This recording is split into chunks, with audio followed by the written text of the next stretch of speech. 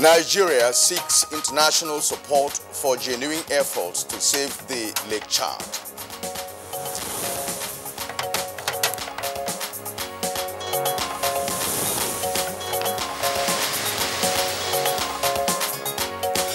Federal Road Safety Core Signage Plant inaugurated in Abuja.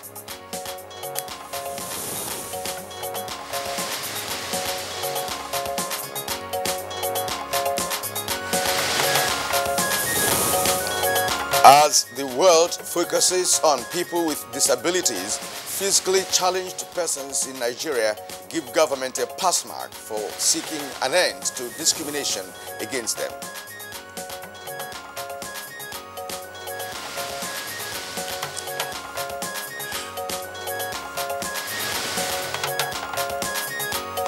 And on Good Morning Nigeria today, we focus on the social media and the forthcoming elections.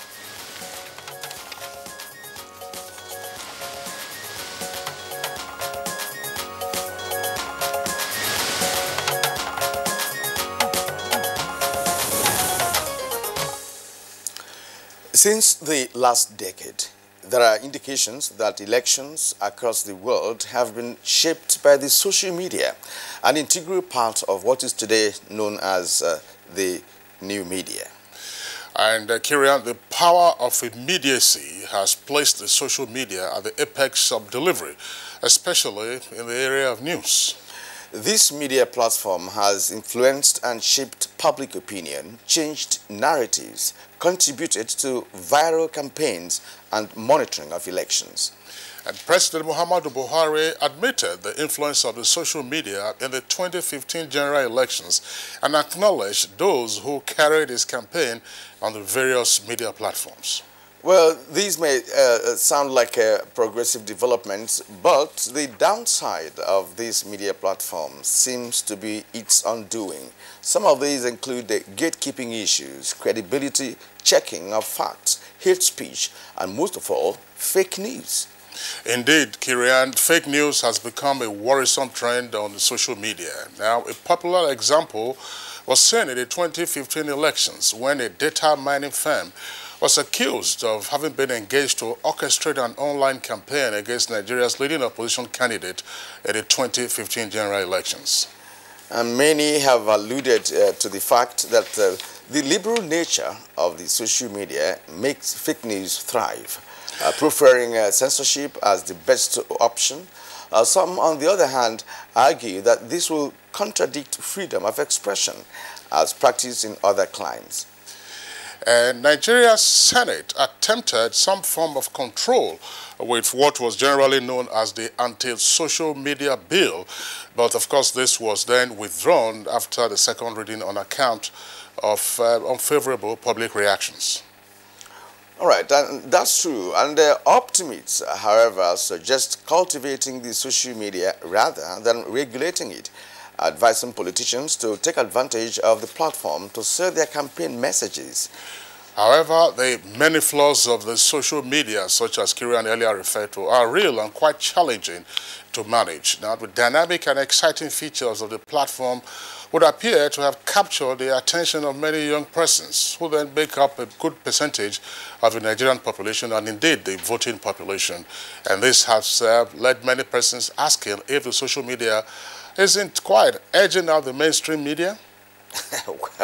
Right, Kinsley, because that is taking place gradually. Well, how should Nigeria manage the social media, especially during elections? We have a team of experts who will speak to these issues today as we focus on social media and forthcoming elections in Nigeria. Welcome to the second edition of Good Morning Nigeria for the week, and we are broadcasting as usual on the Africa's largest television network, the NTA. My name is Kirian Umayo. And I'm Kingsley Osalolo. I join Kirian and also welcoming you to this edition of the program, in the course of which we have complementary segments, including newspaper review, business, sports, foreign, and others. But first, let's take the highlights of the morning news, and here is Najatu Tijani with it. Hi, Tijani, good morning. Hello, Kirian and Kingsley. Welcome to the news. President Muhammadu Buhari has restated Nigeria's commitment towards constructively supporting multilateral action aimed at addressing climate change so that a healthy environment can be restored for future generations. Addressing world leaders at the United Nations Conference on Climate Change in Katowice, Poland, the president, however, reiterated his call on the international community to support genuine efforts at saving Lake Chad from extinction and guaranteeing the future security of the region. Clearly defined parameters for monitoring financial flows from developed countries to developing economies for climate change action. This should be underpinned by transparency and predictability. Similarly, we stress that a reliable mechanism must be created to augment sector contributions with funds from the private sector of countries whose economies are adding significant levels of greenhouse gases to the global atmosphere. The National Economic Council says it will hold an extended meeting on the 14th of this month. The meeting will be the last for the year and is expected to discuss the performance of the economy in the outgoing year. The chairman of Governors Forum and Governor of Zamfara State, Abubakar Yari, made this known to the press after a meeting with Vice President Yemi Osinbajo. The governor also spoke on the deposition of a monarch suspected to be aiding bandits in the state and what the government is doing to strengthen security. All the items that we had to ensure that we fish out those that are within us, within the traditional roots and outside. That we're within. That's why we hired the intelligence. We hired the civilian JTF. Vice President Yemi Osinbajo says traditional rulers should continue to advocate peace among the people to aid the development of the country. The Vice President stated this during a courtesy visit on the Emir of Kefi, Shehu Chindo Yamusa III. But I believe that the traditional rulership in our country have earned their place as arbiters in so many different ways. In security, in justice at the local level, and even politically, you have proved that they are, very important in the scheme of things. So I think it's an issue that we ought to deliberate more upon. I believe that for the peace and security of our country, for the progress of our country, the respect for traditional institutions must continue. Regard for traditional institutions must continue. And good news for road users. Nigeria is now fully aligned with United Nations Conventions on Standard Road Signs and Signals with the inauguration of the Federal Road Safety Corps signage plant in Gwagwalada, Abuja by the Secretary to the Government of the Federation, Boss Mustafa. The FRSC has also commenced mass production of road traffic signs infrastructure. So call on state governments to employ the use of only these standard signs, road signs and signals from the Federal Road Safety Corps. It is also important to enlighten Nigerians that private installation of road signs and signals require notification and approval of the appropriate government agencies. Use 6,000 various road signs which are already installed on some segments of the federal highways with testimonies of their quality and effectiveness by motorists. The Information and Culture Minister, Lai Mohammed, has assured the world that the present administration in Nigeria is leveraging on the diverse cultures in Nigeria to foster peace and harmony. This, he says, will create an enabling environment for culture and tourism to thrive. His submission was made during the ministerial segment of the 3rd UNWTO UNESCO conference in Istanbul, Turkey. Government, through its different agencies at local government, state and federal level, encourages the promotion and the practice of the cultures of the people. Cultural diversity has also helped in unifying the country. The Department of State Services has paraded a suspect alleged to have had unauthorized access to the Aso Rock presidential villa and used the office of the First Lady to engage in fraudulent acts. Amina, whose phone number is registered with the name Amina Villa, had on the said date invited one Dr. Alexander Chico Kafo, also known as Chikasin, into the villa, wherein she made him believe the invitation was there at the instance of the First Lady. Investigation has shown that this unholy enterprise is not to the knowledge of the First Lady.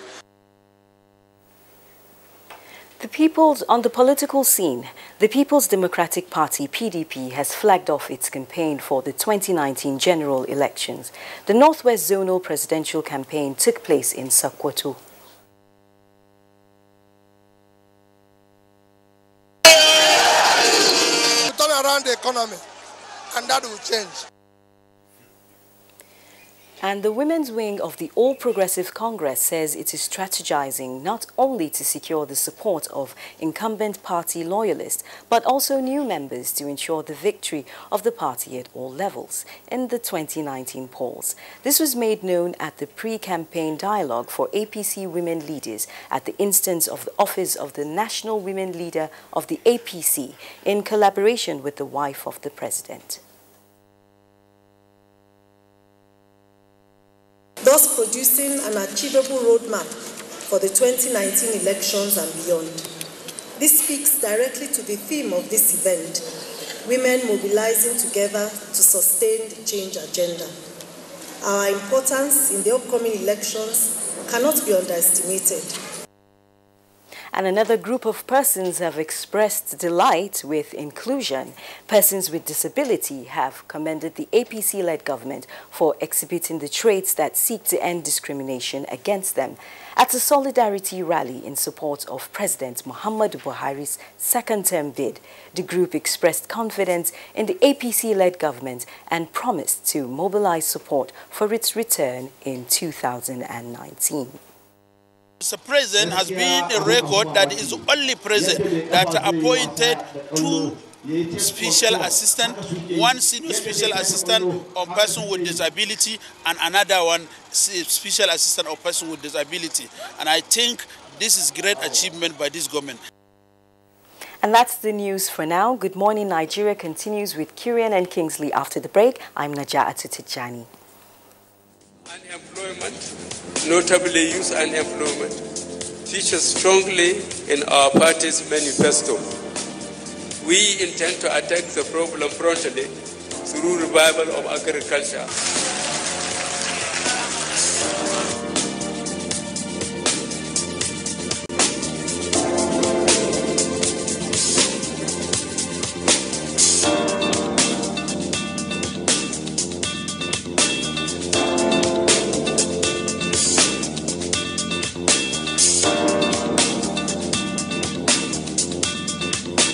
The 30K is going a long way. Actually, I bought an acre of land for 60K like 2012, and presently I have a cassava farm and a yam farm.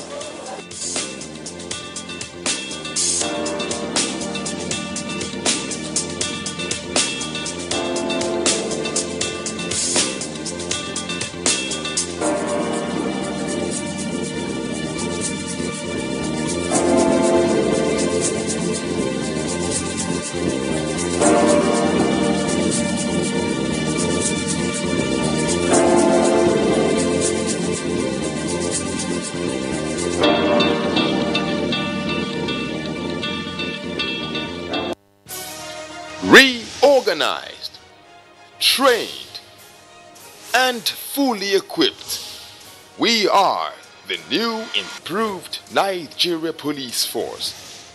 We fight crime, we bust syndicates.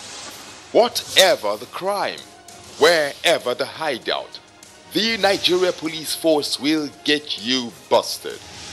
Stop kidnapping, armed robbery, murder, pipeline vandalism, and other criminal activities. Be productive. Be security conscious. Join the police force to secure your life and property. This message is from the Nigeria Police Force Public Relations Department. My name is Hadia Halita Aliu, a NITOL pensioner. having served very meritoriously and even serving on the Pension Reform Steering Committee, I ended up without a pension. The National Council on Privatization, under the chairmanship of Vice President Atiku Abubakar at that time, decided to pay us 3 years pension on a take it or leave it basis. Over 16,000 natal MTEL pensioners have struggled to get their pensions restored. Unfortunately, all attempts with successive administrations, did not yield any dividends. The quality of our lives, has been severely impacted, by the stoppage of our pension. President Muhammadu Buhari heralded good tidings. Over 10,000 of our members have already been restored to payroll. We are very, very happy. We are very, very grateful.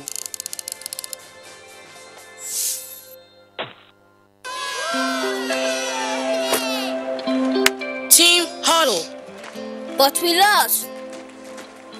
Don't be tired, guys. This isn't a loss. It's a practice for winning. Nothing makes a mother prouder than seeing her child growing up. But I know as he learns to lead, he'll face even more dirt, germs, and risk of illness. That's why in changing seasons, you need strong Dettol protection. Because Dettol protects from up to 100 illness-causing germs. Growing up needs Dettol protection. In line with the vision of promoting probity, accountability and transparency in the management of public funds, the Office of the Accountant General of the Federation has unveiled Compendium on Fiscal Rectitude in Government Revenue and Expenditure. The Treasury Journal that we've recently launched dwells largely on the operations of the Treasury and in particular the reform initiatives that we drive as the Treasury, namely the Treasury Single Account, the IFSAS implementation, the IPPS, and a host of others. Very incisive and educating. Grab a copy of the Treasury Journal from your vendor and get abreast with financial transactions such as monthly allocations within the federal, states, and local governments, Buhari's transformation policy on the Treasury, inroads to IGR, and many more mixed grilling stories. Remember, the Treasury Journal is a dependable ally for researchers, financial institutions, the academia, and policymakers. Treasury Journal, a fiscal rectitude in managing public funds. My name is Matthew Ojiokosisi. I am the president of Association of Retired War-Affected Police Officers who were in eastern Nigeria before the outbreak of the Civil War. In 2000, the federal government granted us amnesty and retired all those of us who were originally dismissed. From 2007, we started appealing to respective governments of the Federation to retire us according to the terms of the amnesty. And for 10 years, we were fighting without anybody listening to us. It took the president a very short time to decide that we deserve justice. 2017, they started paying these benefits. We owe this to President Muhammadu Buhari, who graciously granted us this favor.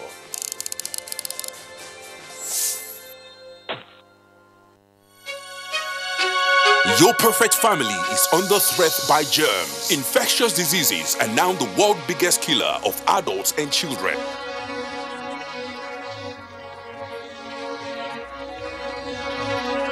These infectious diseases are caused by germs. They are everywhere. An average human being comes in contact with over 1 million germs daily in unclean water, dirty surfaces, in the toilets, on cuts and wounds, on your clothes. Germs can cause deadly diseases like typhoid, diarrhea, flu, and cough. To protect your family from germs, use the power of Dettol's One Capsule for surface cleaning in your bathing water, in your laundry water, for first aid to protect your family from up to 100 illness-causing germs. Introducing Dettol Antiseptic Liquid in Sachet for only 40 Naira. Endorsed by the Nigerian Medical Association.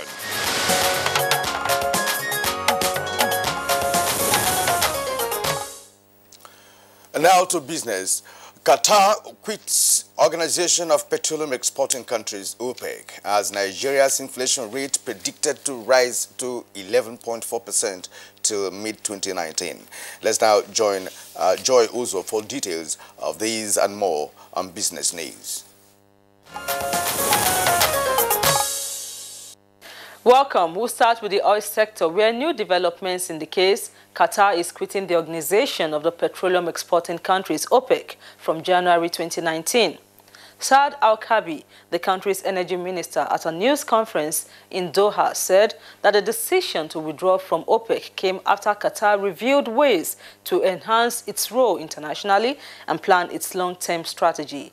He said the decision was not linked to a political and economic boycott of Qatar imposed since June 2017 by OPEC's de facto leader, Saudi Arabia, and 3 other Arab states. The announcement comes ahead of the meeting by OPEC and its allies, including Russia, on December 6 to 7 to discuss cutting supply. Al-Kabi explained that it was not an easy decision, as Qatar has been in OPEC for 57 years, but that the country's impact on OPEC production decisions was small. He stressed that Doha would continue to abide by all its commitments like any other non-OPEC oil producer. Qatar is one of OPEC's smallest producers, but the world's largest liquefied natural gas exporter. Back home, power generation statistics for Q3 2018 reflects that a total average of 78,917 megawatts of energy was generated daily by power stations. Daily energy generation attained a peak of 90,197 megawatts on the 16th of August 2018. Thermal stations generated a peak of 85,948 megawatts on 10th July 2018, while hydro stations attained a peak of 30,164 megawatts on the 28th of August 2018. However, the lowest daily energy generation of 57,357 megawatts was attained on 8th of July 2018. Total number of consumers with prepaid meters increased by 2.36% to 1.65 million customers in Q3 2018 from 1.62 million customers in Q2 2018. Abuja Disco has the highest number of customers metered. This is closely followed by Benin Disco and Ibadan Disco, while Yola Disco recorded the least number of customers metered. On the economy, Nigeria's inflation rate is expected to rise to about 11.4% for the rest of this year till mid-2019. The Central Bank of Nigeria has said. The CBN Governor Godwin Emefiele disclosed this while speaking on Nigeria's outlook and policy thrust for 2019. Emefiele said inflation expectations are rising on the backdrop of anticipated politically related liquidity injections, adding that for the rest of 2018 and towards mid-2019, Nigeria's rate of inflation is projected to rise slightly to about 11.4% and then moderate thereafter. And to equities, the nation's stock market weakened in the month of November, losing by as much as 581 billion naira. Next is a graphic summary of Monday's closing figures.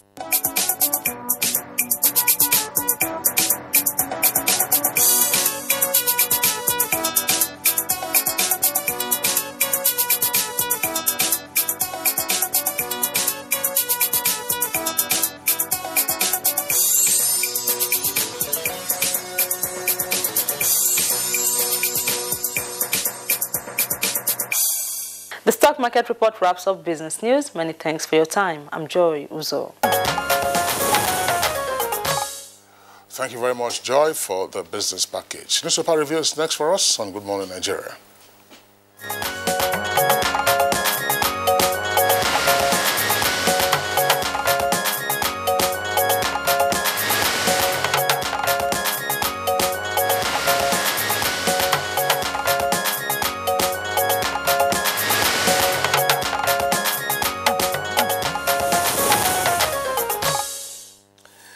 Bayo Altoebi, our newspaper reviewer, is already here in the studio with us. Bayo, good morning and welcome. Thank you, Kirian. Good morning. Good morning, Kinsley.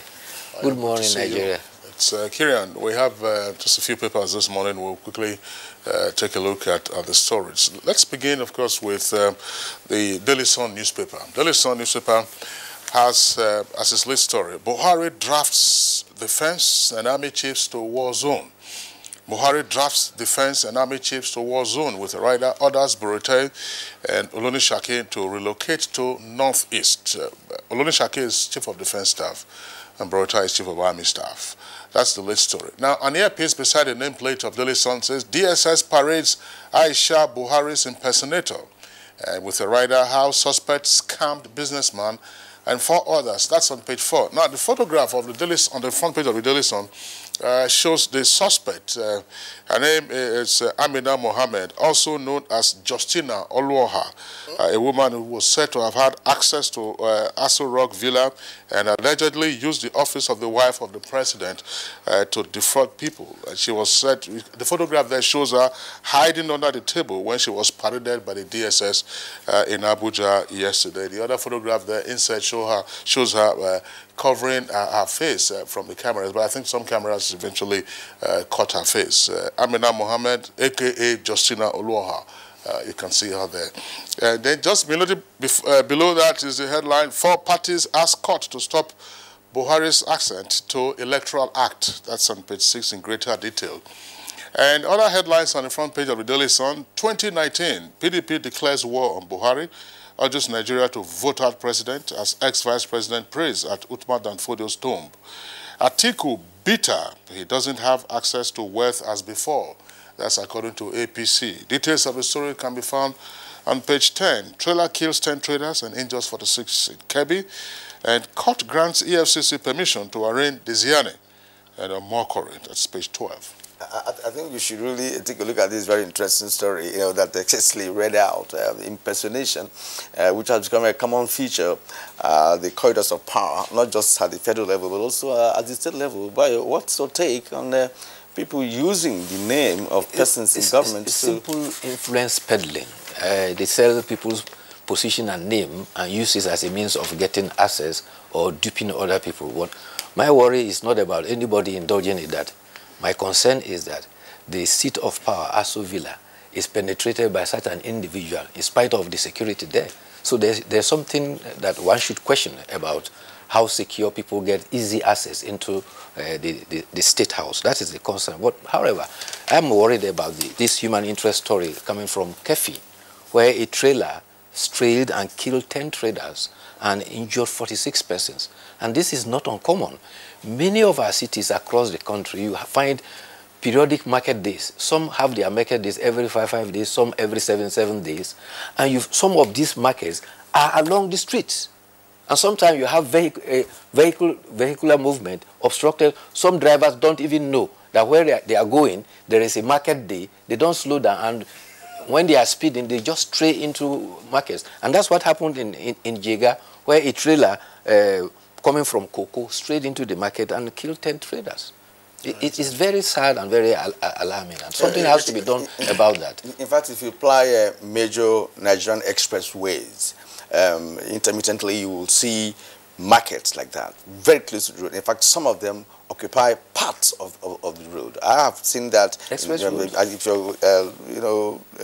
Enugu, Lokoja, Abuja road, there are some communities where you find markets right close to. As a matter of fact, if there's any little slip by any car, somebody will die for it. Sometimes even people come and spread some of their grains, dry it on some portion of the road.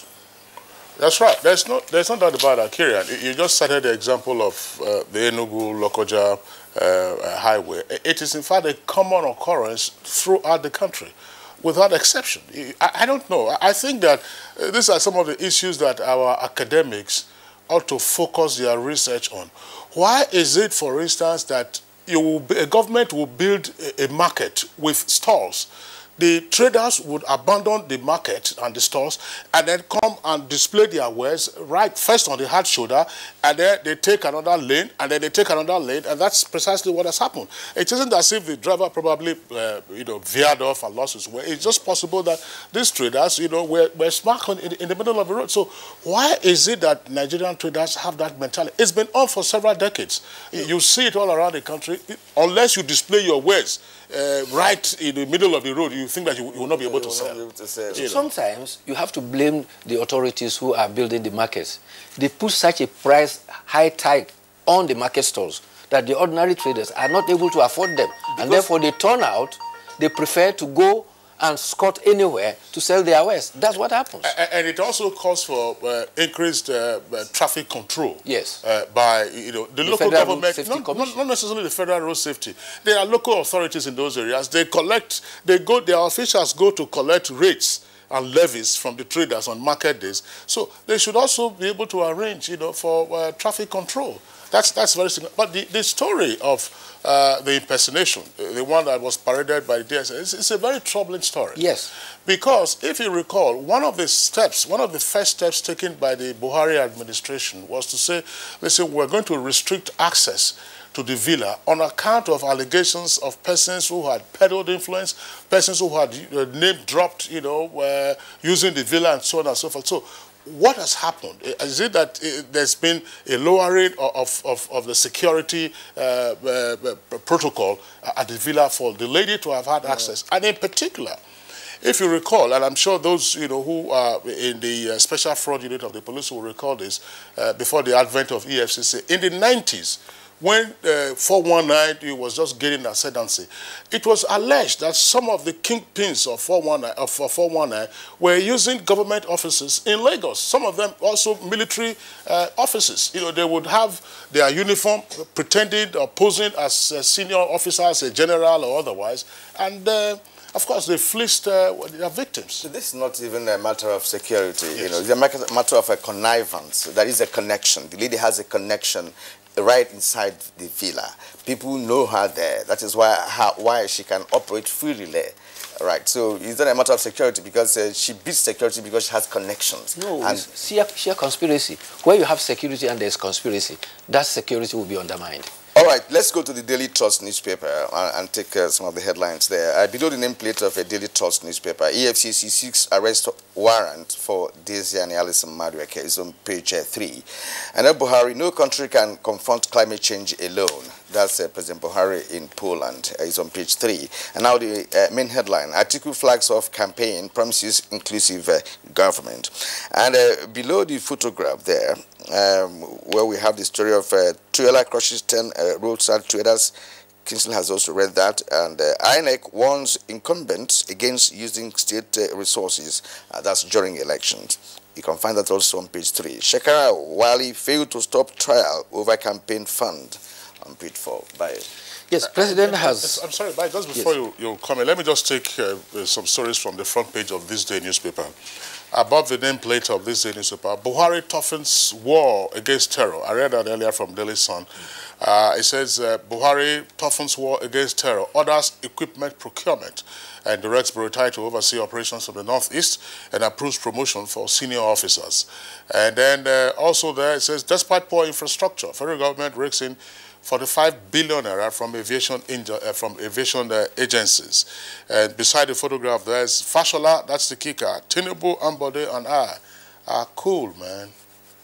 Yeah, talking about the procurement for the armed forces, this time around, the president has directed that the procurement should be done through the process which is described as through government-to-government procedure.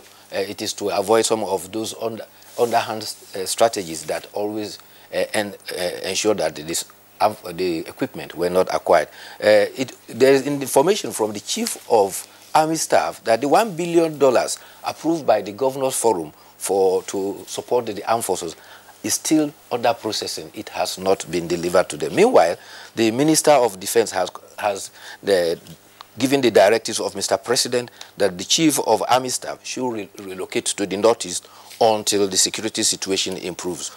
Similarly, the Chief of Defense Staff has also directed that change the operational commands for Operation Delta Safe for the Niger Delta, Lafia Dole for the Northeast, Awasi for the Southwest, and of course, Sharandaji for the Northwest.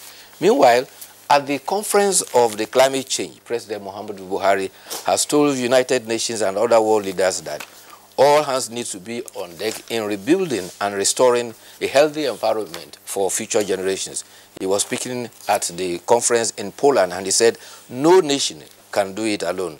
He identified the challenges that is facing the world to include that of rising temperature, desertification, flood, as well as low agricultural yield. He said Nigeria believes in joint cooperation efforts to tackle the challenges of environmental change. He says Nigeria is committed to interbasin water transfer to recharge the Lake Chad. He actually expressed the appreciation of the Lake Chad basin to the Italian government that made a donation of about 1.5 euro for the feasibility for the recharging of water from Congo to the Chad Basin. Meanwhile, the campaign of the People's Democratic Party was started in Sokoto yesterday. Alhaji Atiku Abubakar, the presidential candidate, said his governance is a blueprint to, he presented his governance blueprint to a mammoth crowd. He said 2019 election is a choice between poverty and prosperity. He said a vote for him is a vote for the nation's prosperity and stability. There were other persons who also spoke, which include former President Goodluck Jonathan, yes, and also the Director General of the campaign organization, who said that the mammoth crowd was a sign that the people were ready to vote in the party. Well, it's a campaign. The other parties also hold their own, and the Nigerians will be there to judge. For now, let's go to the editorials for today, and it's taken from the Daily Sun newspaper. It's on page 15. Enhanced remuneration for the police. President Muhammadu Buhari should be commended for approving the enhanced salary structure for officers and men of the Nigerian police force. With the new salary adjustment, the salaries, allowances and pensions of policemen will be increased. Bayo. Yes, you recall that when the Police Service Commission visited the president indicated that he has approved an enhanced salary structure for the police. This is meant to motivate the men and officers of the police force. However, the editorial is saying that now that a lot has been given to the police, much also is expected of them, and they said that they should double their action to curb the excesses of armed robbery, kidnapping around the country. They also emphasize that there is a danger because the Nigerian police force has about 334,000 men and officers, and 50%, about 50% of them are already deployed to politically exposed persons and private individuals. So at every point in time, you have led about almost half of that, about 150-something thousand, manning and policing 190 million Nigerians. Right. That, they said, is a big challenge. I think, Bayo, the editorials will be commended, yes, for commending the president for what he has done. There's no doubt about that, increased remuneration and welfare, will also be a boost to productivity. Bayo, so that note, we'd like to thank you for being with us today. Thank you. See you again tomorrow. Okay, it's Good Morning Nigeria. We'll take a short break. When we return, we'll be dealing with the social media and the forthcoming elections. Hate speech is not a joke. It incites genocide and crimes against humanity.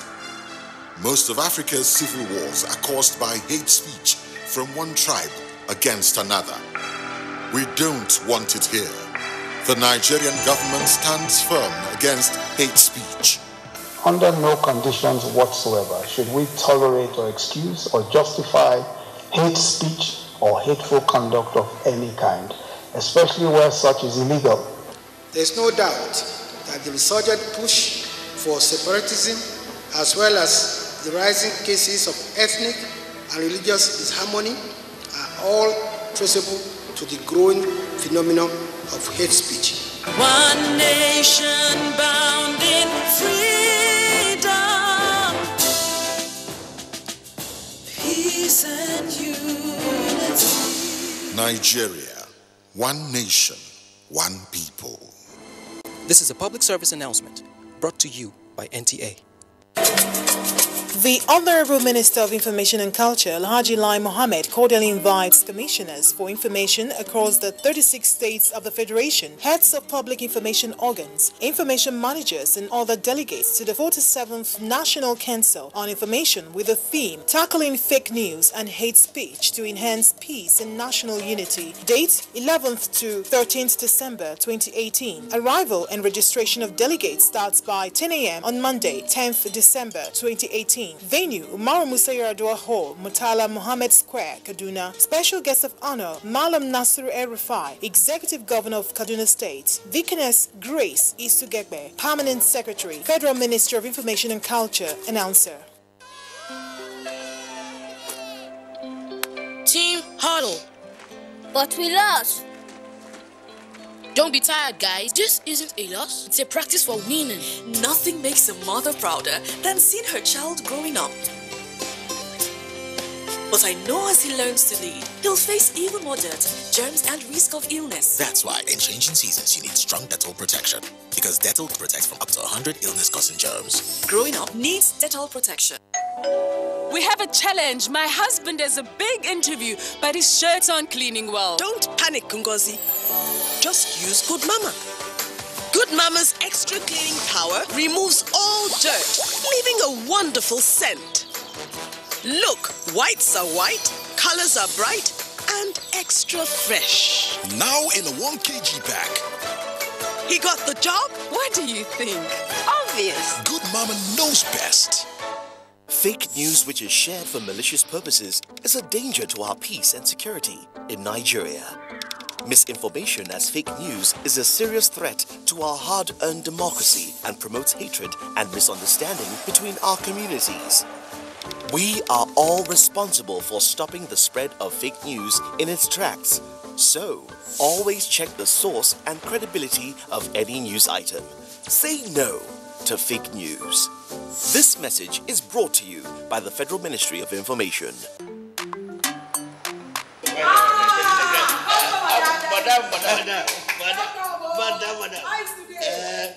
Brought us as usual. As usual. You have no problem. You are welcome, sir. As usual, yeah? Welcome. You take that one. Take that one. You don't understand? We want Nigerian homegrown rice. Finish. You don't have? You don't have? Join the rice revolution today. No other rice that tastes like Nigerian rice. Are you sorry? That's the Nigerian rice we are talking about. Chocolate made in Nigerian rice. Healthy food. I'm going to bring Mrs. Mom to come to chocolate rice made in Nigeria here. And see how it are made. Correct. And how they are cook it. Correct. Homegrown rice are good for your health. It boosts our economy and give employment to our people. This message is brought to you by the Federal Ministry of Information and Culture. Your perfect family is under threat by germs. Infectious diseases are now the world's biggest killer of adults and children.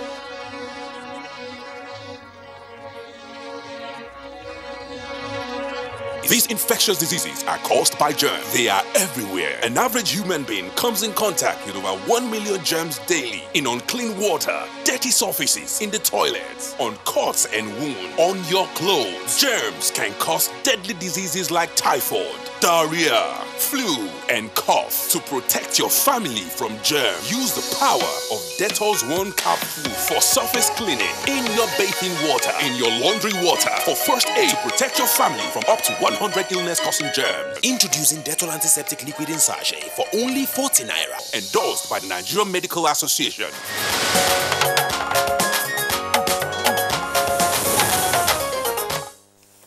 And to, of course, set the tone for our conversation on the social media and the forthcoming elections in Nigeria, let's take this background report put together by Kunle Adeyeye. Over the last decade, the social media has become a defining phenomenon of people's lives, as many now see it as the most effective means of expression and communication. The trend today is to check these platforms such as Facebook for updates, the latest tweets and new Instagram posts in the morning, during the day and even at night. Access to this channel of communication has been made easy or unhindered through mobile phones. It is not a surprise that the wider reach and almost unfettered access make the people with something to say, especially politicians, to prefer the social media. The latest statistics from the Nigerian Communications Commission (NCC) shows that internet users in Nigeria have hit 103 million. It is no wonder that the political class has now targeted this platform, which they see as an effective medium of communication to the populace.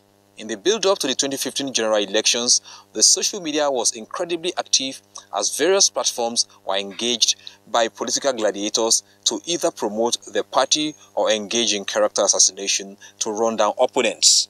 Now that the campaigns for 2019 general elections have begun, the social media is alive again to politics. What should be the role of the social media in election campaign? Should the social media be regulated or controlled?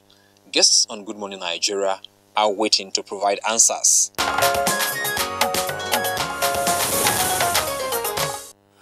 Kunle Adeyeye, thank you very much there for that background report. Indeed, in addition to the questions you raised at the close of that background report, there are many more questions that our guests of the studio will be answering this morning. First, we would like to welcome all the guests. The Honorable Minister of Communications, Adebayo Shitu, is right here with us in the studios.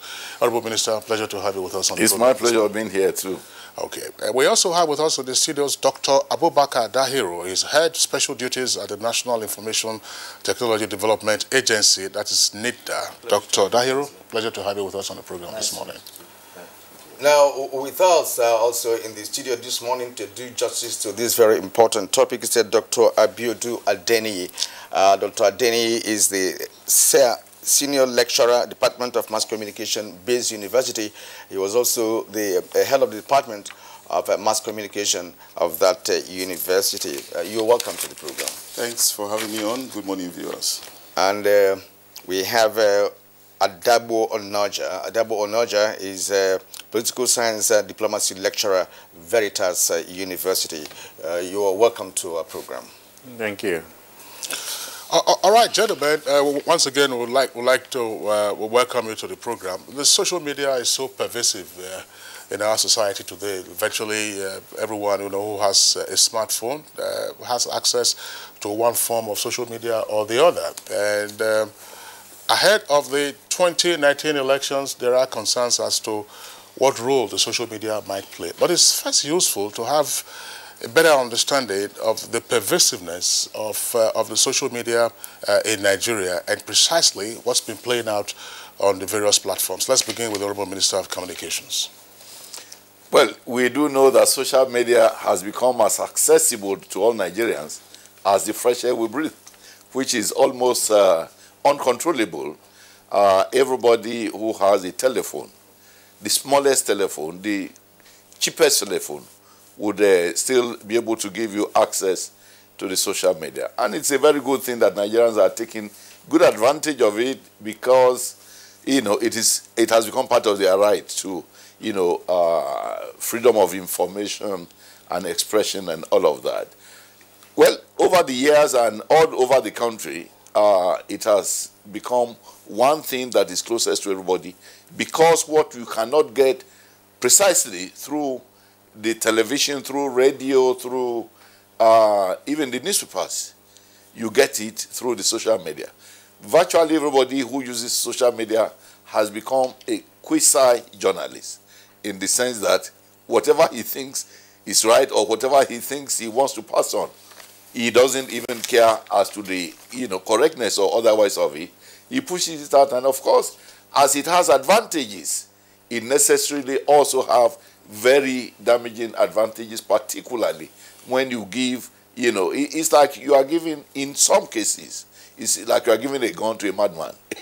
He could just, through his fancy, begin to shoot. So much as we must welcome, and in any case, we don't even have the right to even control social media, but I believe there must also be laws to prevent fake news and to prevent defamation of character, and also to possibly prevent a situation where very lawless people will take advantage of social media to really try to disrupt the smooth running of government and the smooth running of this security system.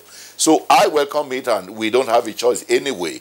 But I believe that just as we have the freedom to it, of course, also in the case of newspapers, you are free to write and to send your views to newspapers which agrees, to publish it.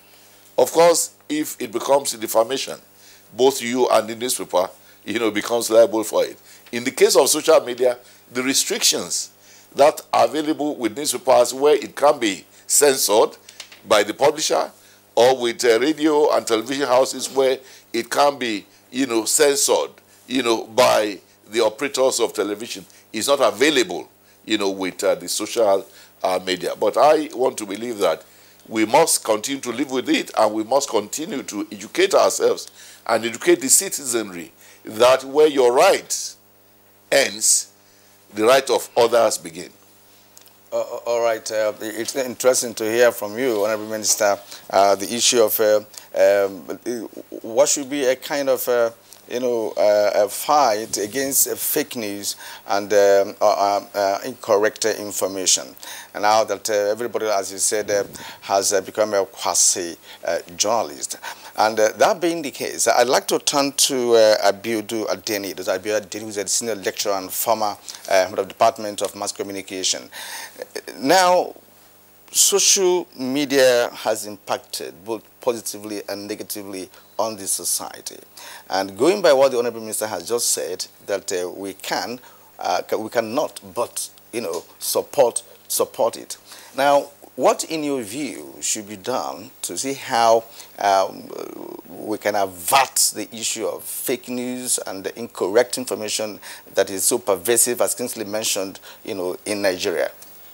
Yeah, again, my pleasure to be here. But I need us to give this discourse some sense of perspective, some sense of history. We need to first of all look at where we're coming from. If you look at the history of communication, it started from the primitive word-of-mouth stage, the hieroglyphics, before we move into the book culture. From the book culture, we went to the telegraph, and from the telegraph, we had a landline, telephone that is. And from there on, we moved on to the black and white television, from black and white television, satellite television, internet. Internet, of course, is the platform on which social media operates. Now, if you look at the history, right, it's characterized with a kind of linear flow of information coming from one sender to multiple receivers. But the social media, or the digital media as it were, has democratized communication. It has liberalized it to the extent that we have communication between many to many. Okay, so the world is celebrating it. The world finds some kind of liberation through it. It has brought about freedom. The average individual, what the average individual needs is freedom. But like a thief, as much as we are celebrating it, there are still some downsides. Every invention in the world will always have a downside. When the motor car came, it came with accidents.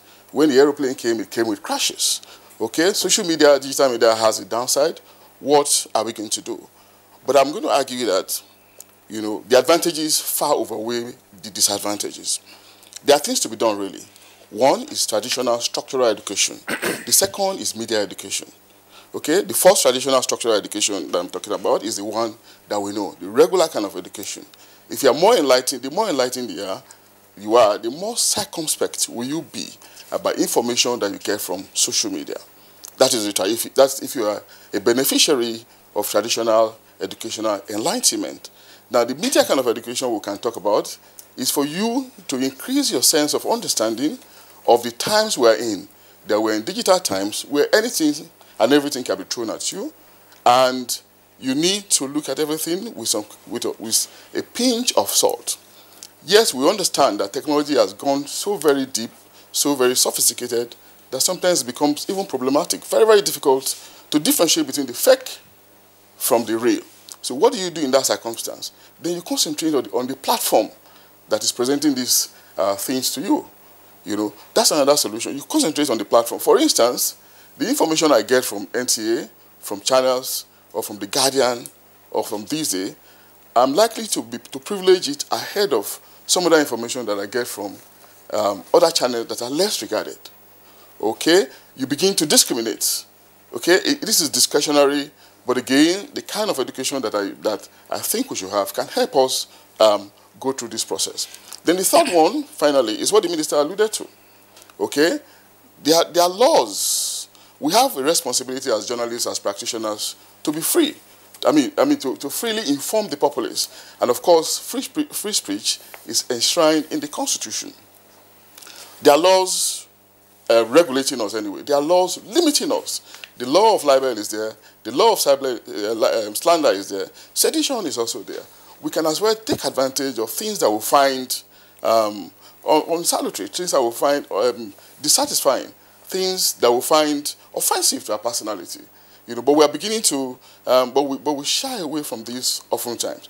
I understand that with social media, because it is planetary, so it creates a crisis of jurisprudence.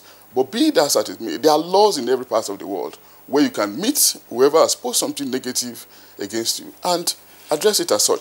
But we cannot stop the surge of social media.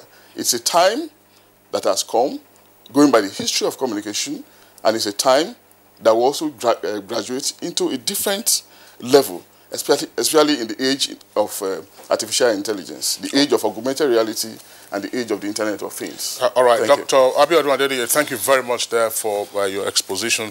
We'll come back to you. Just before we bring in Dr. Dahiru to also talk about some of the technical aspects of social media, while we are still exploring the pervasiveness of the social media, let's also take a look at, because the impact, some persons would argue, is more consequential, Kirian, to say, look, yes, something can be pervasive, but what impact does it have? And I would like Adagbo Onoja, who is of political science and diplomacy at Veritas University here in Abuja, to help contextualize this against the background of what happened some 7 years ago with the Arab Spring. Now, many scholars attribute the ascendancy of the social media to the potency of its utilization in fanning the Arab Spring that swept across a number of countries in the Arab world, and of course to the fall of a number of regimes, including those in Tunisia, Libya, Egypt, and then of course with threats to the more established theocracies in that particular location. Since the Arab Spring, the world hasn't been the same with the social media. And what therefore should be our concern? Adagbo. Yeah, you're correct. There's a lot of references to the power of the social media, especially in the case of the Arab Spring. But there is also a whole lot of materials that have challenged the role, the place given to the power of social media. At that moment, the claim is that the social media, the power, the role it played has to be put in a wider context, has to be situated. What preceded it? Why did the revolution take place at that time? What specifically was the social media able to do? There is somebody who wrote a paper and said there had been cases of immolation in North Africa long before that man that set himself on fire, and the thing spread on the strength of why did the previous one not strike? Why did this strike? There are so many things to look at it, the cultural context of meaning, and so on and so forth. So social media was an instrument at that point, but it was not a definitive instrument. And it goes to it requires contextualization with particular reference to Nigeria, because there is this mistaken belief that social media can instigate this or that sort of response. That reasoning forgets that the meaning that people make, that readers make of media context is not on the basis of what the media writes. It's on the basis of the specificity, the location, the social situation of every reader. So what you hear, what you listen to, what you read, you reinterpret them. And that's how you come to the conclusion as to what it means in relation to whether it will instigate you to riot or to sit down at home or to take it or to dismiss it. I think that's what Dr. Adeniyi is referring to, that people reconceptualize what they read. People make sense of what they read in relation to where they are located in life. So the social media does not automatically in itself instigate riot or compromise or whatever. It could be used, but it is also dependent on the audience you are talking about. And again, that takes us back to Adeniyi when he talks about the nature of the citizenry.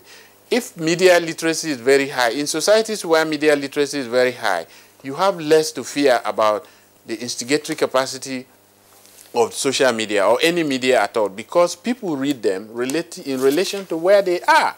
And so it does not in itself automatically get people on the street. The circumstances under which social media messages or any media messages at all produce certain results is a much wider connection of factors: political, cultural, educational, and industrial.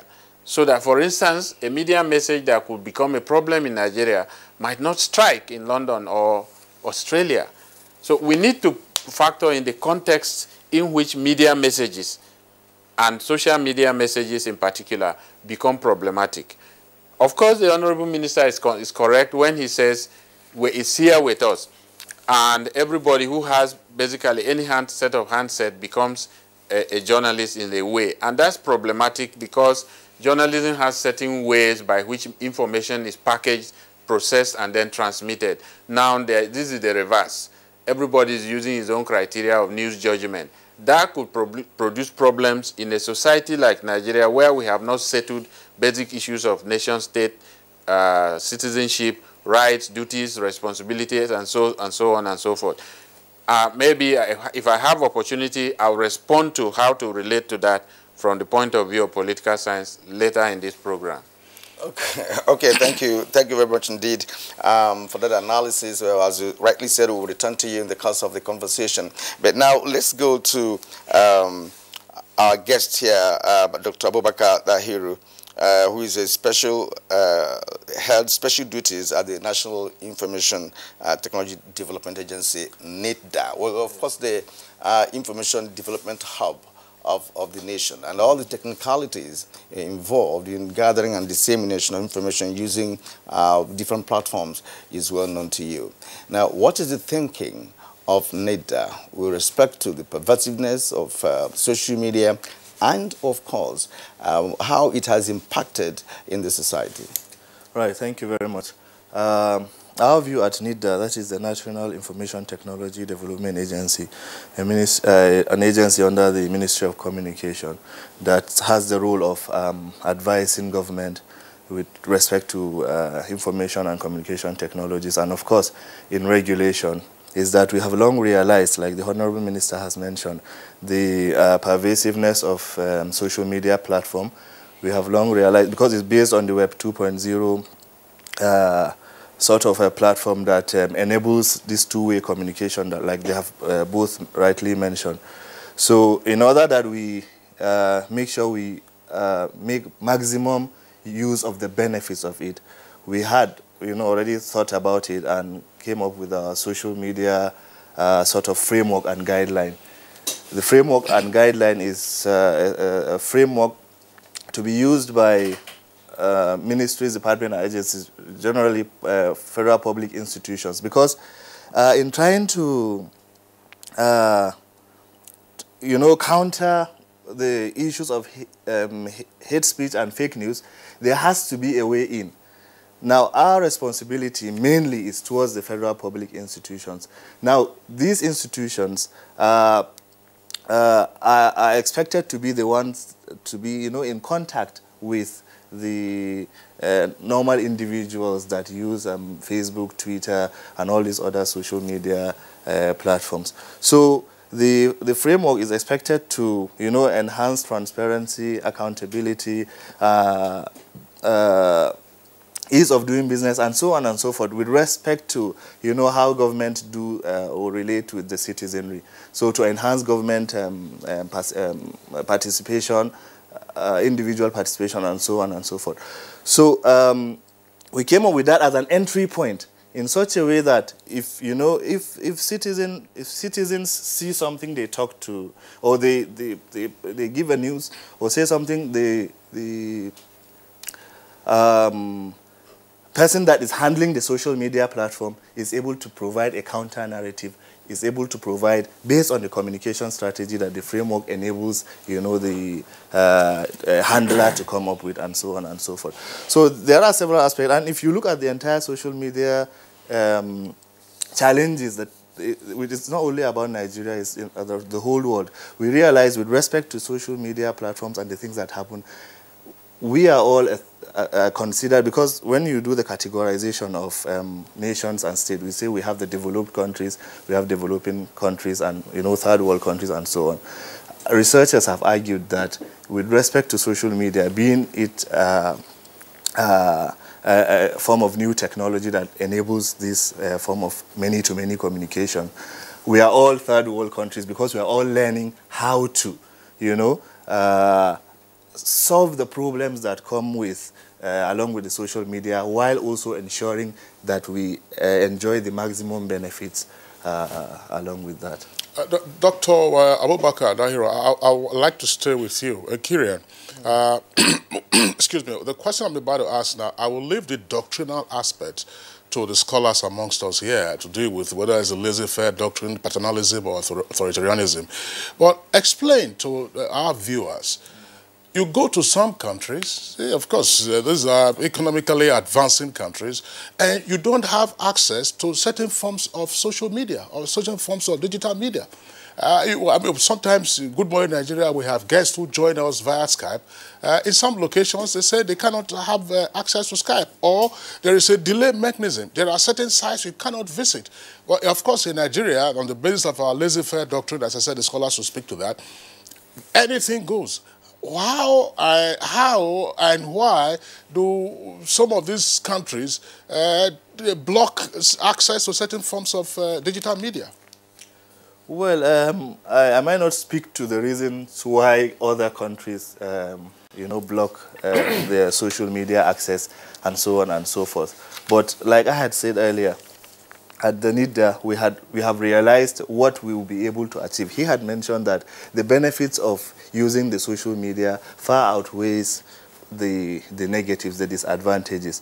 If we are aware of these benefits and how to ensure that, these aspects of the principles for which, for instance, we have developed our framework and guidelines is to ensure transparency, to ensure accountability, to ensure that citizens are able to engage with government. We don't have other platforms. Other countries might have other means through which citizens can easily access government and so on and so forth. But, if we cut that ability or the chance that the social media platforms provide for citizenry to engage with government, it's going to be another matter. All we, I suppose, should try to do is set mechanisms for education, because also researchers have argued as to the veracity of regulation to be able to cut off or be able to be the means through which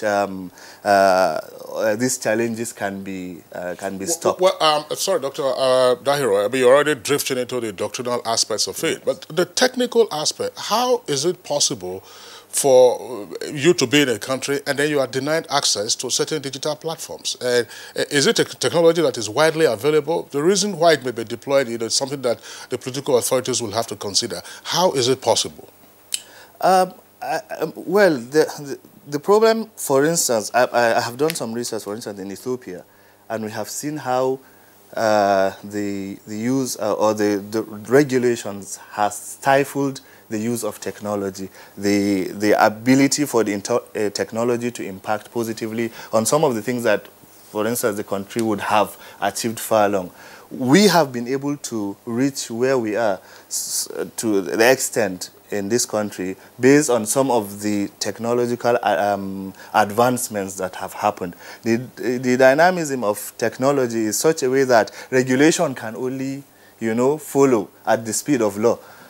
But technologies that have come, we try to see how we can, make beneficial use of it in such a way that it gives us all the advantages. Thank you so much. But, Kingsley was actually driving at the possibility of blocking some platforms by Nigerian government, for instance. You have mentioned that we have done something similar, for instance, but they were not social media platforms.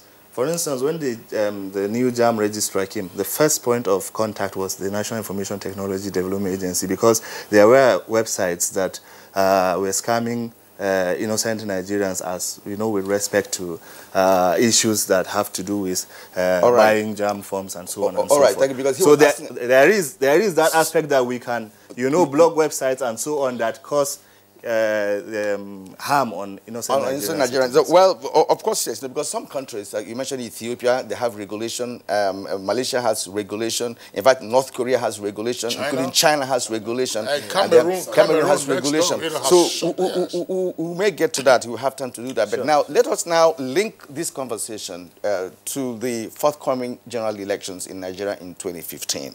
The power of 2019. The power of social media. Yes. Well, many governments used it, to succeed in terms of electioneering campaign. It happened during Obama era in America, and it happened during 2015 election in Nigeria. And Nigerians are looking forward to seeing another, a huge or quantum leap in the utilization of social media against the 2019 election. So, the Honorable Minister, we have had fake news. We've also known about El Sudan, Jibril al-Sudan, and so on. Which has been debunked. Yes, and some photoshopping, some configurations of photographs using platforms that can, be used to do magic, on social media. Honorable Minister, how would your ministry, fight this challenge that Nigerians are expecting in 2019? Well, I don't see the challenge as basically that of the Federal Minister of Communications. It is a challenge of all Nigerians, and I think the Nigerian government subscribes to a utilitarian, egalitarian, free state, where every Nigerian has a right and must have access, if he desires to. What we would continue to do, like, Dr. Adini said, is to strengthen the legal, restraints which is available. For instance, anybody who would have access, to go on social media and defame somebody might also have similar access on radio, on television, in the newspapers, and so on. So because there was an attempt, you will recall, about a year or two ago, by the National Assembly to bring about some form of, restriction. And the Nigerian people rose stoutly and said, not in this country. So what is important, even particularly with regard to elections, is so long as the same social media platforms are available equally and fairly to all political, personalities, political parties, political entities, as long as nobody is unfairly treated in the access that he or they may have to social media, we still have to leave it open. The Nigerian government is not interested in imposing that type of technical, restriction as is found in Cameroon and a few other countries which you've mentioned. We will continue to allow Nigerians to have access. Well, on the other hand, the legal authorities and by way of the law of, libel, slander, and so on, would continue to be in place. So I think we would continue to rely on the educationists and journalists, of course, to try to improve the educational, and information, processes that are available, so that people will know that you may have a right to say what you would like, but you must be prepared for the consequences if the news becomes fake. For instance, if you tell a lie that Mr. President has stolen money, and of course you would be taken up and charged to court to prove, to give evidence. If you do not have evidence, the fact that the social media was there for you to use will not be a defense for you. Sir, but are there laws to guide this? No, because what you just said, if you accuse someone of stealing, it is there always in social media. Yeah. People are accusing people left, right, and center. Yeah. Even the president, his family, and the ministers. There are several accusations, quoting amounts of money stolen and all of that, without facts.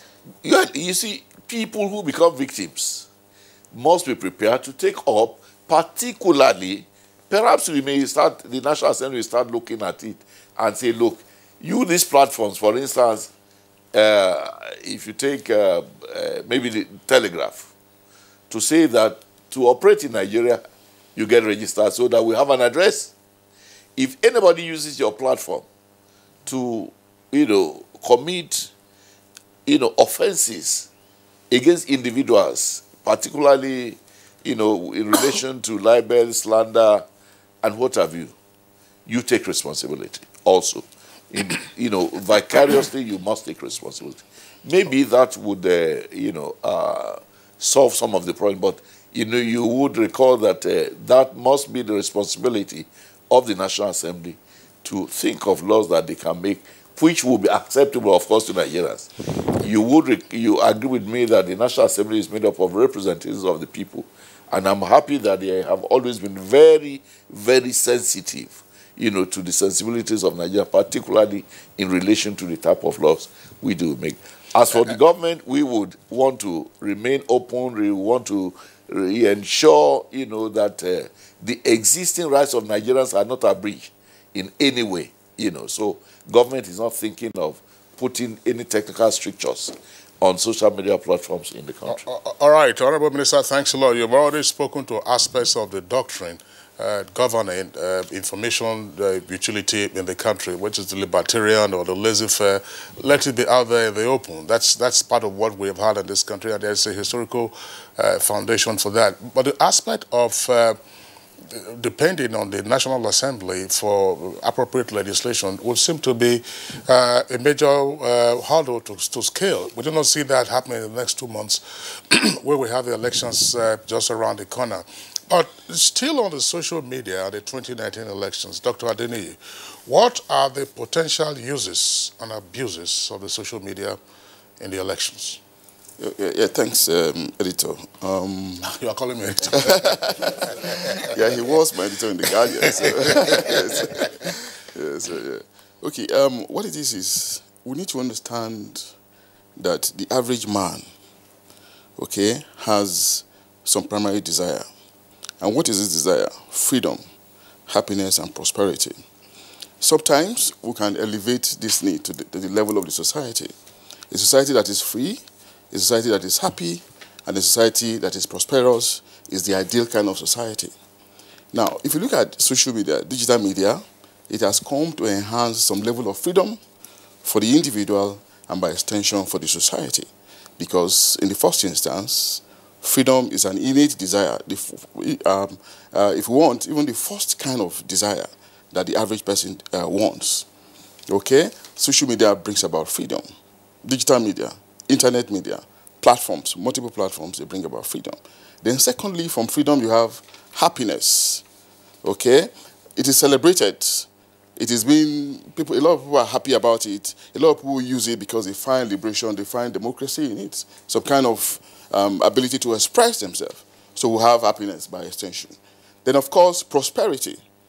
Digital media, in so many regards, has brought about prosperity at the level of economy. We know the most powerful economies in the world now. We know who the most powerful companies in the world are now, the richest companies in the world. We talk about Tesla, we talk about Google, we talk about Amazon.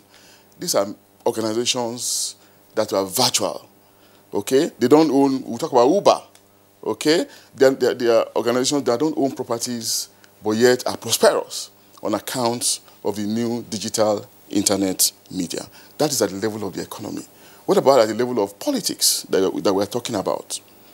Okay, the freedom, the happiness is also expressible at the level of politics because more and more people are able to express themselves.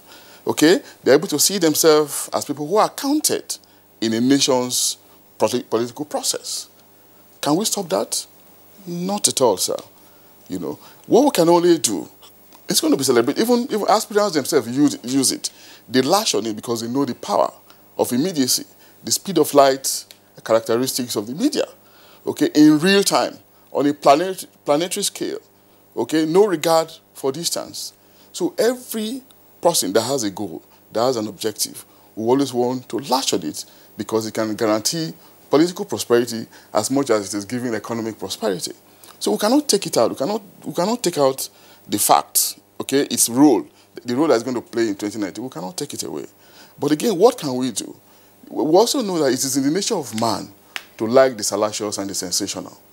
Okay? And the salacious and the sensational are better when it's around the high and the mighty. And who are the high and the mighty? They are the politicians. Negative stories will fly around them. Okay, it will continue to fly. There's nothing they can do about it because they are up there. And the average person wants to see the negative, rightly or wrongly, around the high and the mighty. Okay, but it comes down again to the kind of judiciary that we have. Libel, slander are not limited to virtual or physical spaces alone. They're not limited to physical spaces alone. They are also applicable in the virtual space. If you feel concerned, if you feel that you have been libeled, that you have been slandered, you can take it up. Okay, by taking it up, you are also helping to build a process. You are helping to build a process. It is not about you that is writing it, because you are writing it through different platforms. But these platforms have principals. These platforms have owners. There are ways in which the owners can be called to come and ask questions. So by the time you begin to do this, then people will ask them. People will have some reservations before they go after characters or individuals. But largely, we cannot undermine the facts of the new media, the age of the new media, and they're going to continue to be upon us because we are graduating to a next level, the age of the spatial web. That's where we're going to, where we'll live practically virtually. And of course, the importance of social media will always come to play. Yeah. Okay. Okay. Thank you so much. Now, let's turn to Adebo Onoja, who is a political science and diplomacy lecturer.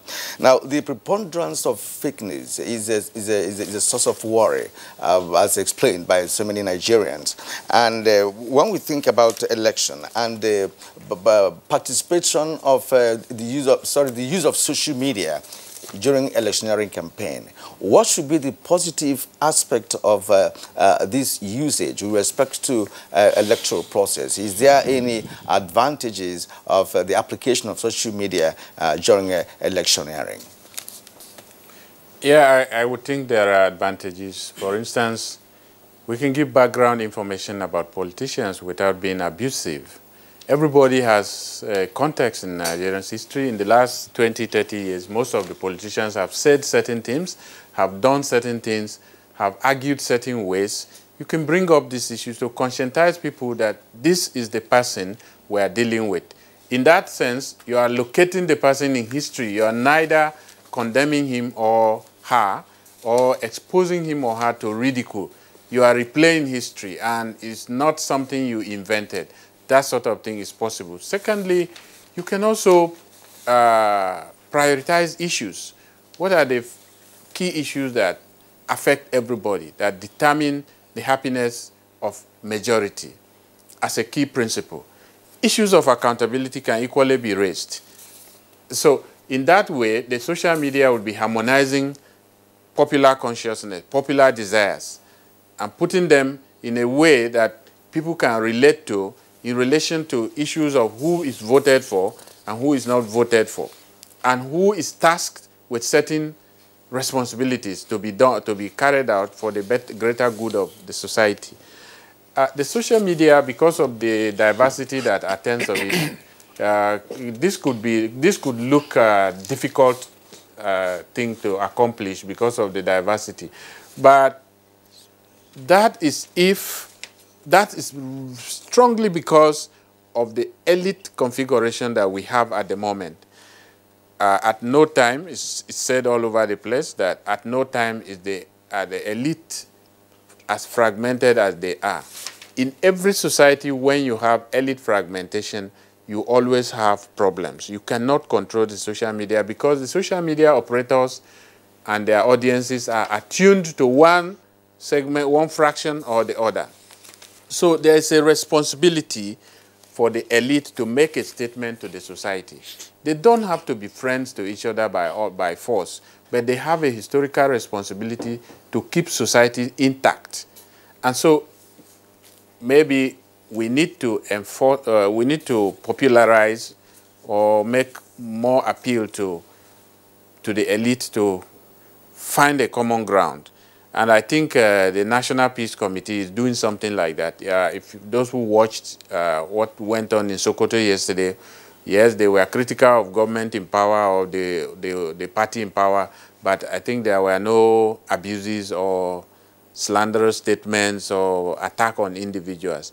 I'm sure, I want to argue that they were probably responding to what General Absalami said, that there should be no politics with bitterness in this campaign. So I think we need to do that. If we are able to do that, then we can channel the energies of those who operate social media platforms towards much more progressive framing of the issues, rather than acrimonious, insulting, abusive kind of allegations that have no evidence. All right, Adabo, thank you very much. But the major challenge, and this is something that it's been trending for a long time, is that you have sometimes the so-called basement publishers. Anybody who has a smartphone can generate a spooky story. And on the basis of the fact that that story can be circulated within a short time, the story goes out in the absence of gatekeeping and so on and so forth. So the key political actors might restrain themselves, but what then happens to the mischievous individual who is interested in stoking trouble, idle, and so on and so forth? That's the point we'll talk about perhaps later on in the course of the program. But in the meantime, there are reactions coming in from our viewers who have sent in their tweets using our Twitter handle at NTAGMN. Let's take some of those tweets now. Amobola has this. Social media, no doubt, has great influence in shaping the outcome of elections generally in Nigeria. However, the same media, that's social media now, largely has been used to churn out adulterated results. The Nigerian Communications Commission and other relevant agencies should do more to act as watchdogs. All right, from Festus Akimbewa, while social media is a great tool for politicians to boost their candidates and party, attention must be given to fake news and the spread of outright false stories we are seeing ahead of 2019 elections. Government and regulatory agencies must be ready to impose direct regulation on social media. Law Alpha C tweets, I have always advocated regulation of the social media, no thanks to unending flurry of fake news emanating from them. Now, from Adekunle. Adekunle says, social media, it helps a lot to checkmate the election results from being rigged if used in a legal way. INEC needs to have its own database to know everything going on during the elections and protect its staff. Ahmed Salihu Kalinin tweets, if there's anything that will pose a challenge to us during the election, it's the social media, with a lot of fake news flying around over such media. And from Cecilia Okoroma, people tell unimaginable lies on social media. Does it mean that they don't feel guilty when they put up glaring lies? Law of Asi again, it says some Nigerians are idle, poor, frustrated, and hopeless. So agents of disintegration parley with the social media to garner cheap popularity.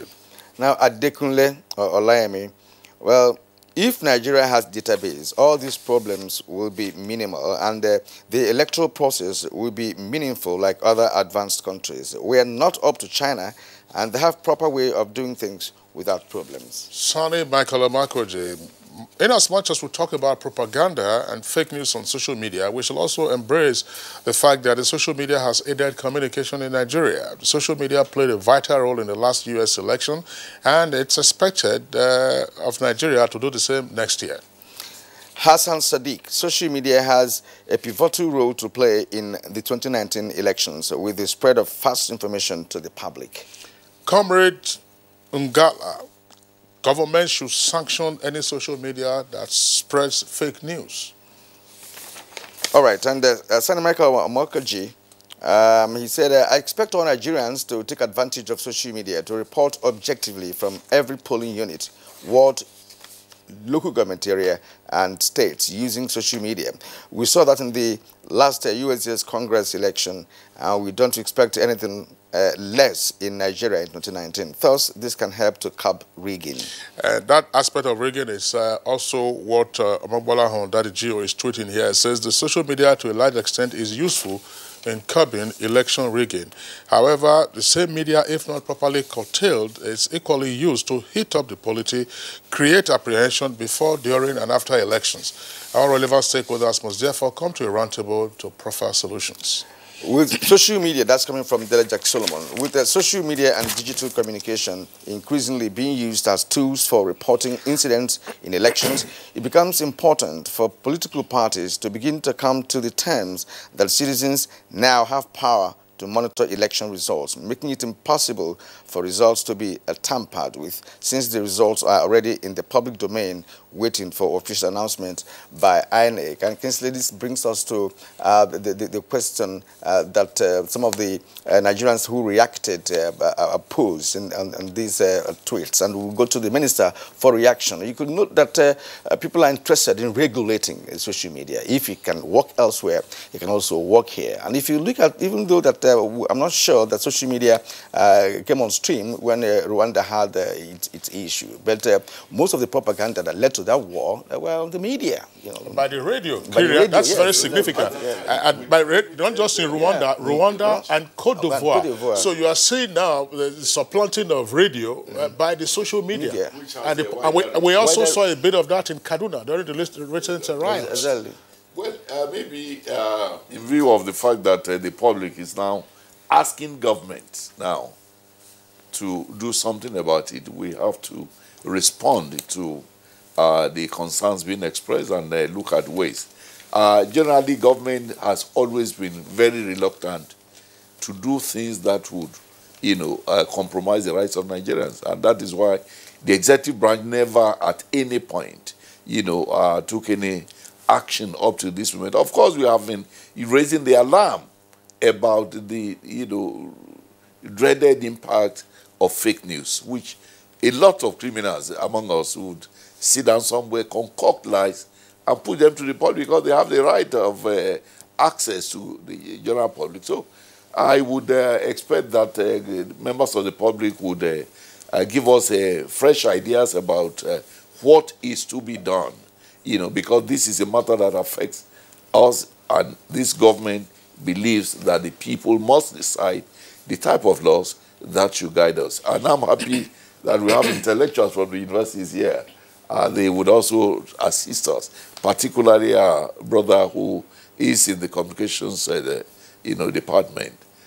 How do we go about regulating without really trampling on, the rights of Nigerians, and without, because again, the press, is always very sensitive, to issues that affect the rights of, people. And if government had initiated anything before now, I'm sure the press would have been, at the neck of government and saying, look, hey, what is happening. But I'm happy that on this platform, the public is asking government now to do something. So we will be available for whatever ideas, whatever suggestions, whatever proposals, whatever initiatives that, ought to be taken, because what affects one affects all. Government is made up of a few people, but, what does the people want? We are prepared to listen and do the needful in this regard. All right. It's on that note we would like to thank the Honorable Minister of Communications, Adebayo Shitu, for your contributions to our discussion this morning. We understand you have another engagement, otherwise we would have detained you to the very end of the conversation. Lawful detention in the NTA studios. Honorable Minister, thanks a lot for being with us on the program this morning. Thank you. It's still Good Morning Nigeria. We'll take a short break. When we return, we'll continue with the other guests with aspects relating to liability for information that circulated on the social media, and therefore issues relating to the 2019 elections and how to be careful so you don't get to be deceived. These days, people get their news and information from more media sources than ever before. Some of the news and information given are fake, unverified, doctored, and manufactured to create confusion, stir disaffection, and cause disunity. Before you believe or share any news, ask yourself, is this real? Is it from a credible source? Is it verified or verifiable? Fake news is dangerous, whether you do it for fun or for political gains. Real people can get hurt. Fake news, don't create it, don't spread it. This is a public service announcement from NTA. If you hear a bomb explosion or gunshots of an active shooter, that might be a terror attack. At such times, always remember 3 action words: run, hide, report. Don't try to run towards the terror scene to save the situation, because there might be a second bomb blast or another attack. Run far away and take cover. Make sure you are safe first. Yes, it is in our nature to sympathize over the hurt, but remember, only trained personnel can help in such situations. When in a secured environment, promptly call relevant authorities and help will come. For anonymous reporting, call 09630-3250-5 or 0813-2222-106. If you see something, say something. Nigeria, unite against terrorism. This message is brought to you by the Federal Ministry of Information and Culture.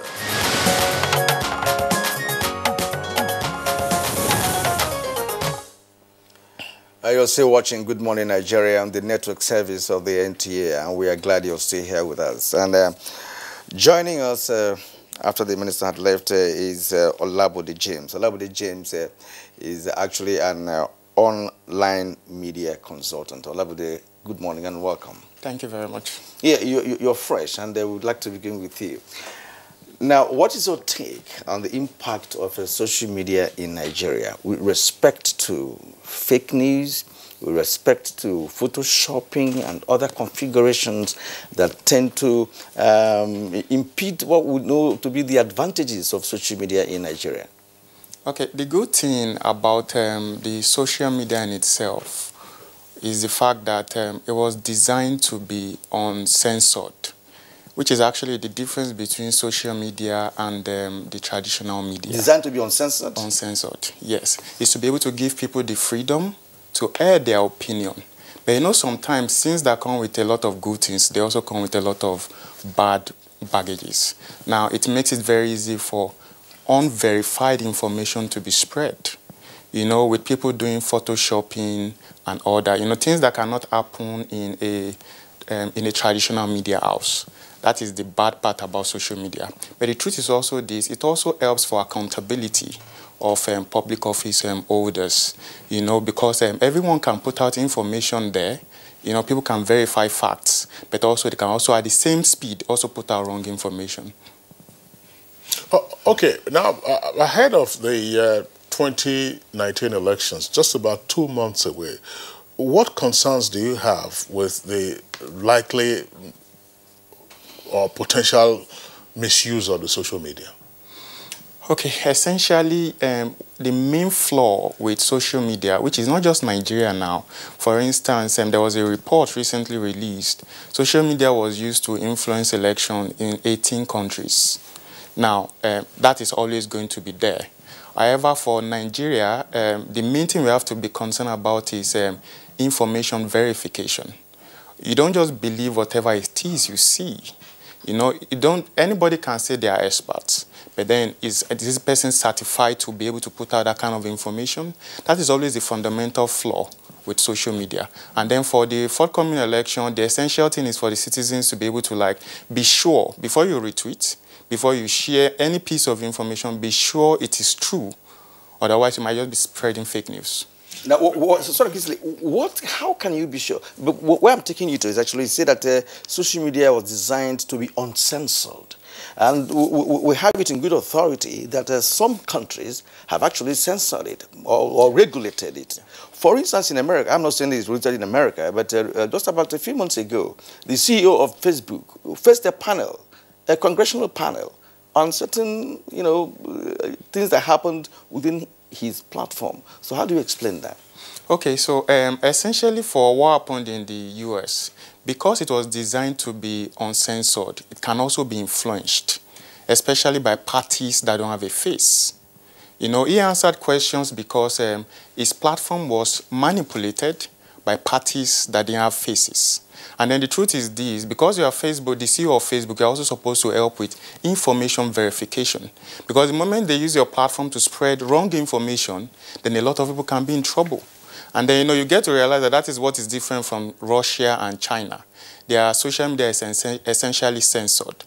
However, it also clamps down. People are not free to put out whatever information, because then they need to be sure that, okay, is this information correct before I put it out? Otherwise, the authorities will come after me. Well, again, you're raising the doctrinal question again as to how the media is regarded by the authorities or by society in general. Oh, I don't think we're going to have enough time to drill into that, but I want to come back to Dr. Abiodun Adeniyi. We're talking basically about information. This is public information that is out there, and there are constitutional and legal provisions granting the right of individuals. But if you look at the Constitution, there is also a proviso talking about the need for responsibility. So what, therefore, can be done with regard to liability for information put out there? If liability can come in various forms. It could be civil wrong or it could be a criminal offense. That's right. Okay. Thank you very much, sir. First of all, I need to also understand, that the history of the exchange of meanings has moved from information to communication. And now we're in an age of conversation. And that conversation is, of course, powered by the internet media, the social media. Okay, now can you stop a few people from conversing? It can always be very difficult because people, like I said earlier, want freedom. Social media has brought about that liberation, that democracy, that power of expression. Okay, it wasn't, I'm going to disagree with my brother, it wasn't actually designed to be uncensored. It was designed to be interactive because it is social. But interaction also have to have limit, it has to have responsibility. Okay, because of course, like we say in law, your right to swing your hand the way you want stops where my nose or mouth is. Now, in an age of conversation, for instance, powered by social media, people are happier. People feel a greater sense of freedom. Do you want to checkmate that freedom? Do you want to limit that freedom? If you do that, you're going to be affecting the society as a whole. And it's going to be, of course, anti-progress. The populists are not going to find it funny with you. But what are you going to do? What do you do in that circumstance? More education, more enlightenment, greater sense of awareness, okay? Before you begin to, yes, black letter law can come at some point, but before then, let's have an increased awareness, increased education, media education, enlightenment, so that people will know, people's sense of discernment, can be heightened. And of course, if the level of fakery, so to say, if it is high, if it is digitally sophisticated, that you find it very difficult to differentiate between the bad and the good, the real and the fake, then you rely on the platform. So these are processes. It's a destination we're headed to. We're not there yet, but I'm confident that we'll get there with the right laws. I'm wondering, Dr. Adeniyi, you talked about the evolution of human interaction, social interaction, and what is now in your categorization, conversation. My question is going to Adagbo Onoja to also weigh in on this.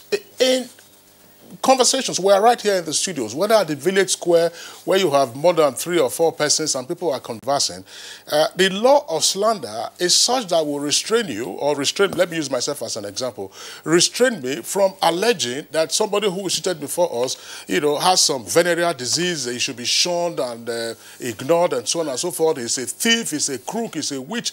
I couldn't possibly say that in a conversation where you have other persons. This is quite aside from insult.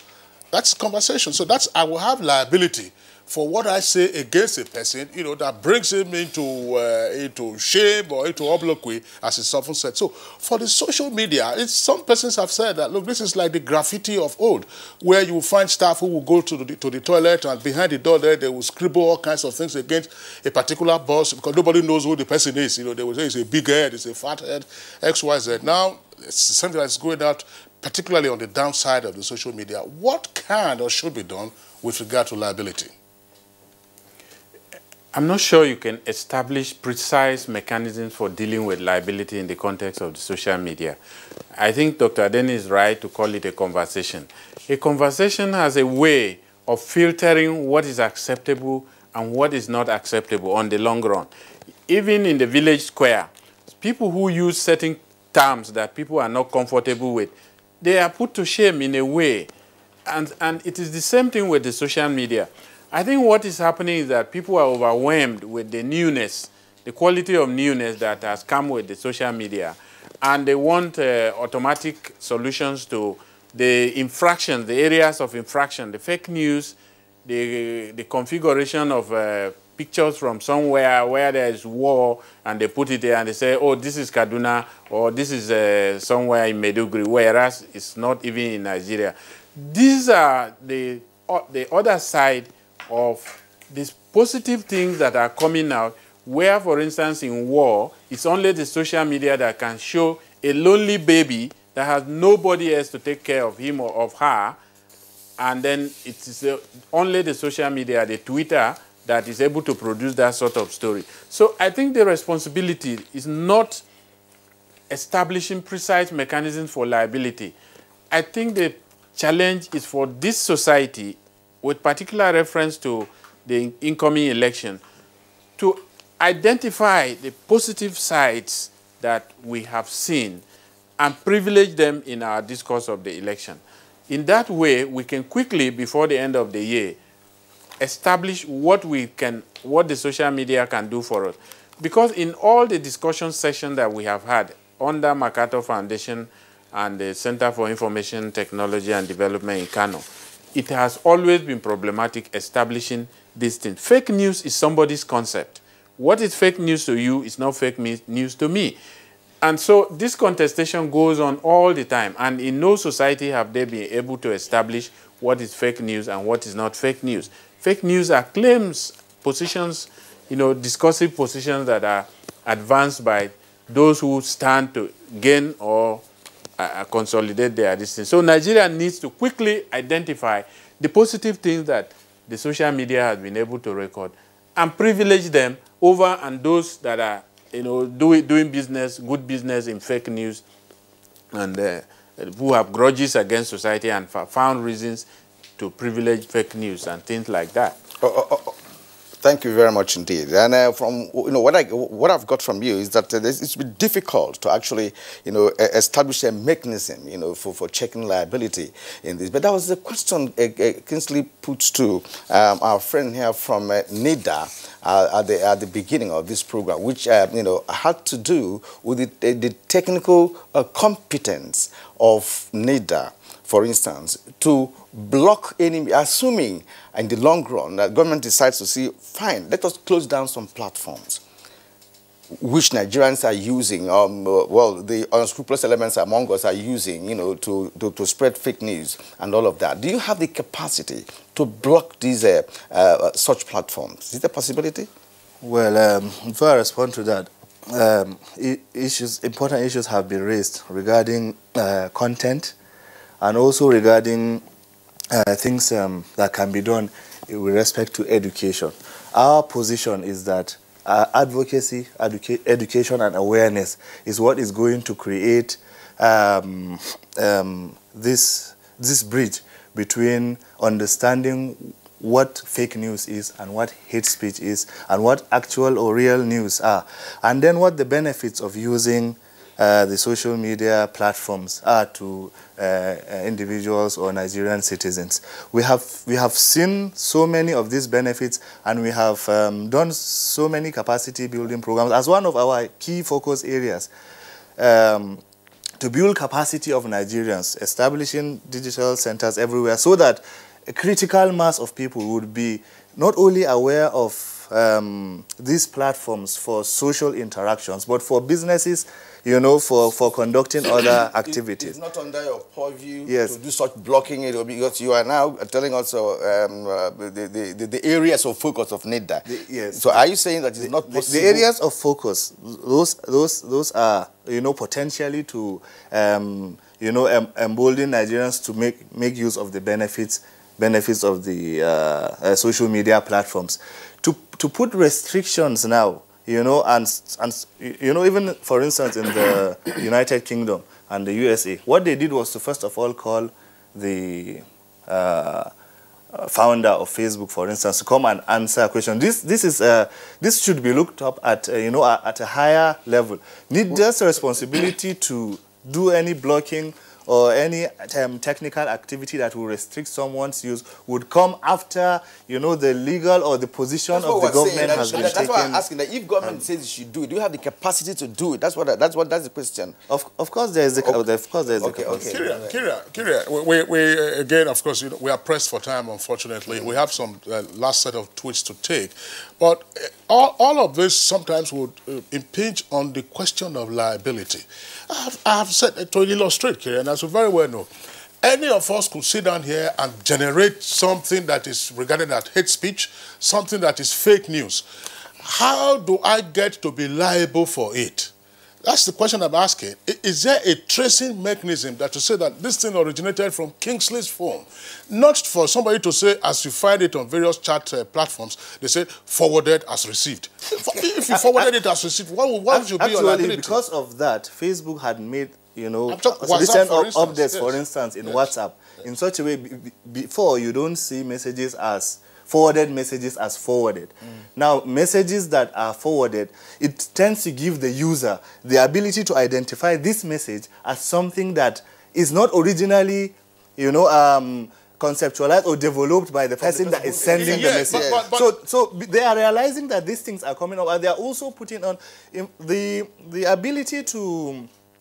The radio is one way. So it could cause problem because the other people do not have the chance to provide the counter position. But the social media platform provides that ability that if you say this, there is another person that is able to give the counter position as opposed to what you have mentioned. That is a free marketplace of ideas. That's one of the doctrinal issues in communication. Kyria, I'm sure this is a matter that we have to return to some point, you know, near the elections. Let's take our tweets right away. Raf Mike Alika tweets, social media platform is like the judiciary, which is the last hope of the common man. Since we can't go to the leaders to ask questions, we ask on the social media platforms, and we still get answers on the social media. Okay, Chris Simeon, social media plays a critical role in elections, electioneering campaigns, and the polity of every nation. It promotes governance through the views and opinions of the political experts. This is from Chinedu Nwabonwane. It says the effectiveness of social media with the spread of fake news is as a result of the failure of the mainstream media to let the masses know the goings on in various places. Today, everyone is a journalist, and once you have access to the social media platform.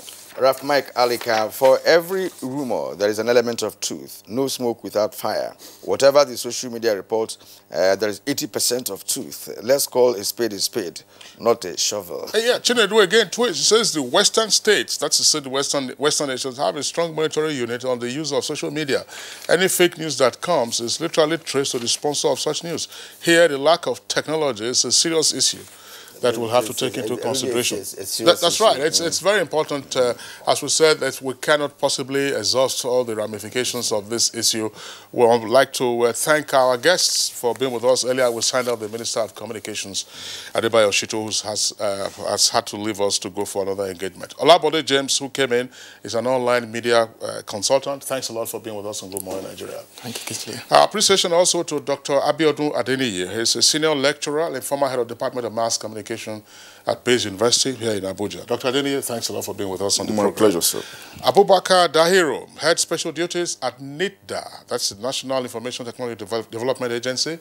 Thanks a lot for being around. My pleasure. Last but not the least, he teaches at political science and diplomacy at Veritas University, also in Abuja. Adagbo Anoja, thanks a lot for being with us.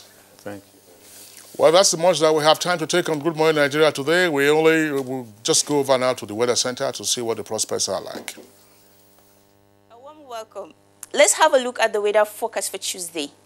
We expect the north down to the central cities to be in sunny and hazy condition for the next 24 hours. Dust haze is anticipated over the inland with reduction in visibility ranging from 2 to 5 kilometers. This condition is expected to prevail throughout the day. And over to the coastal region, early morning mist and fog is anticipated. And this should give way to cloudy condition, which we expect to prevail over this region for the rest of the day. You can always check our website for more weather updates. Next is the temperature forecast across some selected cities. I am Akami Samarda.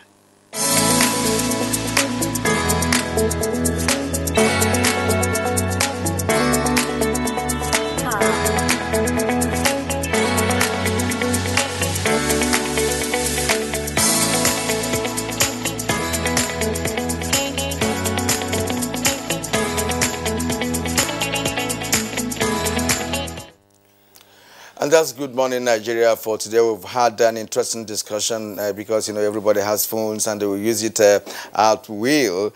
Do join us again tomorrow when we come back with another session of the program. My name is Kirian Umayo. And I'm Kingsley Osalulo. I join Kirian in thanking you for being with us today. And as I said, we're back tomorrow, same time, 7 o'clock in the morning. Until then, we'll have a lovely day ahead of you.